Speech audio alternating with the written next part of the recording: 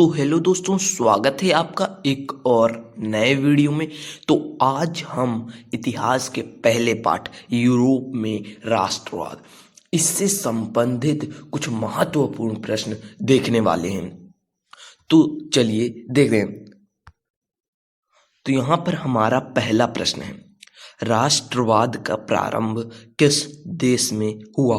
तो देखिए, राष्ट्रवाद का प्रारंभ फ्रांस, तो फ्रांस से हुआ था। तो हम क्वेश्चन नंबर 1 का तीसरा ऑप्शन सही टिक कर देंगे। और यहाँ पर आप देखिए नीचे लिखा गया है 2020। तो देखिए, हम ऐसे प्रश्नों का संग्रह लेकर आए हैं जो पिछले वर्षों में पूछे गए हैं या फिर इस बार परीक्षा की दृष्टि से अत्यधिक महत्वपूर्ण है। तो यह वीडियो आपके लिए बहुत ही खास होने वाली है, तो इसका एक भी मिनट आप मिस नहीं कर सकते। तो अपने अगले प्रश्न की तरफ हम बढ़ते हैं। तो हमारा अगला प्रश्न है कि नेपोलियन का संबंध किस देश से था? तो देखिए, नेपोलियन का संबंध फ्रांस से था। तो क्वेश्चन नंबर 2 का तीसरा ऑप्शन फ्रांस सही हो जाएगा। ये भी प्रश्न 2020 में पूछा गया था। हमारा तीसरा प्रश्न है, वियना की संधि 1815 ईस्वी के बाद लोम्बार्डी एवं वेनेशिया पर किसका अधिकार हो गया? तो देखिए, जब वियना की संधि हुई तो उसके बाद जो ये देश था ऑस्ट्रिया को लोम्बार्डी एवं वेनेशिया का अधिकार दिया गया। तो क्वेश्चन नंबर 3 का दूसरा ऑप्शन सही हो जाएगा। आपको इस क्वेश्चन से एक चीज और पता चलती है कि जो वियना की संधि हुई थी वो सन 1815 ईस्वी में हुई थी।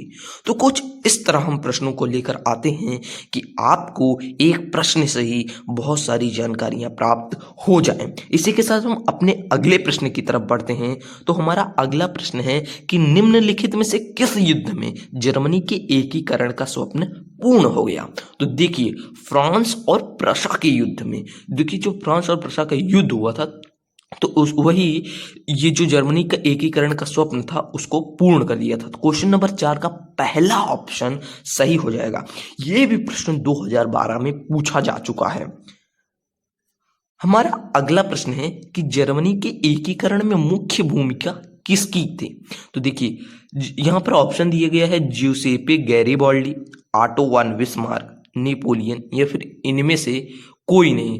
तो देखिए, जो जर्मनी का एकीकरण था उसमें ऑटो वन बिस्मार्क की मुख्य भूमिका थी। तो क्वेश्चन नंबर 5 का दूसरा ऑप्शन सही हो जाएगा। ये प्रश्न भी 2020 में पूछा जा चुका है। तो देख सकते हैं आप कि हम कितने महत्वपूर्ण प्रश्नों का संग्रह यहाँ पर लेकर आए हैं सिर्फ और सिर्फ आपके लिए। यहाँ पर हमारा अगला प्रश्न है कि प्रशा के राजा विलियम प्रथम को जर्मनी का सम्राट कब घोषित किया गया? तो देखिए, जनवरी 1871 में राजा विलियम प्रथम को जर्मनी का सम्राट घोषित किया गया था। तो अगर हम देखें तो क्वेश्चन नंबर 6 का तीसरा ऑप्शन जनवरी 1871 सही हो जाएगा। तो हम इसे टिक कर देंगे और ये भी प्रश्न 2012 में पूछा जा चुका है। तो हम अपने अगले प्रश्न की तरफ बढ़ते हैं। तो हमारा अगला प्रश्न है कि बिस्मार्क ने किस नीति द्वारा जर्मनी के एकीकरण में सफलता पाई? तो देखिए, क्वेश्चन नंबर 7 जो है तो इसका चौथा ऑप्शन रक्त एवं लौह नीति ये सही हो जाएगा। तो क्वेश्चन नंबर 7 का चौथा ऑप्शन सही हो जाएगा, इसे हम टिक कर देंगे। और ये भी प्रश्न 2012 में पूछा जा चुका है। हमारा अगला प्रश्न है कि इटली का एकीकरण किसके नेतृत्व में हुआ? तो देखिए, इटली का एकीकरण, तो यहाँ पर ऑप्शन दिया गया है मेजनी, गैरिबाल्डी, काबूर या फिर ये सभी। तो देखिए, ये सभी ऑप्शन सही हो जाएगा क्योंकि इटली के एकीकरण में इन तीनों ने अपना नेतृत्व प्रदान किया था, मेजनी, गैरिबाल्डी और काबूर ने। तो क्वेश्चन नंबर 8 का चौथा ऑप्शन ये सभी सही हो जाएगा। और ये भी प्रश्न 2020 में पूछा जा चुका है। तो आप देख सकते हैं कि ये सारे प्रश्न बहुत ही इंपॉर्टेंट हैं। हमारा अगला प्रश्न है कि इटली के प्रदेश नेपल्स तथा सिसिली पर किस वंश का कब्जा था? तो देखिए, उस पर बूर्बो वंश का कब्जा था। तो क्वेश्चन नंबर 9 का दूसरा ऑप्शन बूर्बो वंश सही हो जाएगा। इसी के साथ हमारा अगला प्रश्न है कि क्रीमिया का युद्ध कब हुआ? तो देखिए, जो क्रीमिया का युद्ध था वो सन 1854 ईस्वी में हुआ था। तो क्वेश्चन नंबर 10 का तीसरा ऑप्शन 1854 ईस्वी सही हो जाएगा। और हमारा अगला प्रश्न है कि गैरिबाल्डी संबंधित था देखिए यहाँ पर ऑप्शन है इटली के एकीकरण से, जर्मनी के एकीकरण से, अमेरिका के स्वतंत्रता संग्राम से, या फिर रूस की राज्य क्रांति से। तो देखिए अभी ऊपर इसी से संबंधित एक प्रश्न आया था, तो अगर आपने उस प्रश्न पर ध्यान दिया होगा तो आपको पता होगा कि गैरीबॉल्डी इटली के एकीकरण से संबंधित था। तो क्वेश्चन नंबर 11 का पहला ऑप्शन सही हो जाएगा। और ये प्रश्न भी अत्यधिक महत्वपूर्ण है क्योंकि ये 2016 और 15 में पूछा जा चुका है। तो इसी के साथ हमारा अगला प्रश्न है कि विलियम प्रथम 1861 ईस्वी में कहाँ का शासक बना।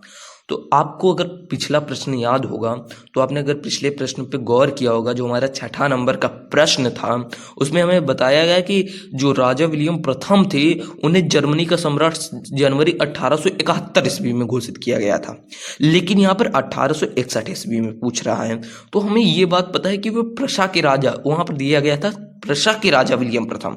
तो इससे आप एक अंदाजा लगा सकते हैं कि यहाँ पर ये प्रशा के सम्राट या फिर शासक घोषित किए गए होंगे। तो क्वेश्चन नंबर 12 का पहला ऑप्शन प्रशा टिक कर दीजिए। देखिए ये सारे ट्रिक्स आपको तब यूज करना है जब आपको प्रश्न का उत्तर ना पता हो, लेकिन अगर आपको प्रश्न का उत्तर पता है तो आपके लिए बहुत ही आसानी हो जाती है। हम अपने अगले प्रश्न की तरफ बढ़ते हैं। तो फ्रांस में गणतंत्र की घोषणा कब हुई। तो देखिए फ्रांस में गणतंत्र की घोषणा कब हुई। तो फ्रांस में गणतंत्र की घोषणा सन 1848 ईस्वी में हुई। तो क्वेश्चन नंबर 13 का तीसरा ऑप्शन सही हो जाएगा। हमारा अगला प्रश्न है कि जाल्वे राइन का गठन कब किया गया। तो देखिए सन 1834 ईस्वी में जाल्वे राइन का गठन किया गया। अब आपके दिमाग में आता होगा कि जाल्वे राइन है क्या।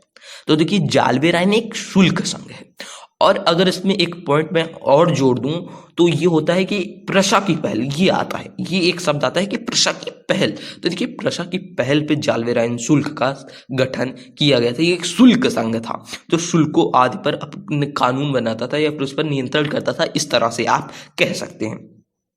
हमारा लास्ट प्रश्न है, आखिरी प्रश्न, जो कि बहुत ही इंपॉर्टेंट है ये प्रश्न है कि वियना की संधि कब हुई। ठीक है, ऊपर हमने वीना से संबंधित कुछ प्रश्न देखे, तो हमें पता रहना चाहिए कि वीना की संधि कब हुई। अगर आपने क्वेश्चन नंबर 3 पर गौर किया होगा तो मैंने वहीं पर आपको बता दिया था कि वीना की संधि सन 1815 ईस्वी में हुई। तो देखिए क्वेश्चन नंबर 15 का तीसरा ऑप्शन 1815 ईस्वी सही हो जाएगा। तो हम इसी तरह से महत्वपूर्ण प्रश्नों का संग्रह आपके लिए, सिर्फ और सिर्फ आपके लिए बड़ी मेहनत से करके ले आते हैं। तो अगर आप अपनी परीक्षा में अच्छे अंक प्राप्त करना चाहते हैं तो आप हमारे चैनल को सब्सक्राइब कर दीजिए, बेल आइकन को ऑन कर दीजिए, ताकि आपको ऐसे महत्वपूर्ण प्रश्नों का संग्रह सब जल्दी से जल्दी आपके पास पहुंचे और आप इन प्रश्नों को करने में सक्षम हो जाएं और आप अपनी परीक्षा में अच्छे अंक प्राप्त करें। तो आज के लिए बस इतना ही। धन्यवाद।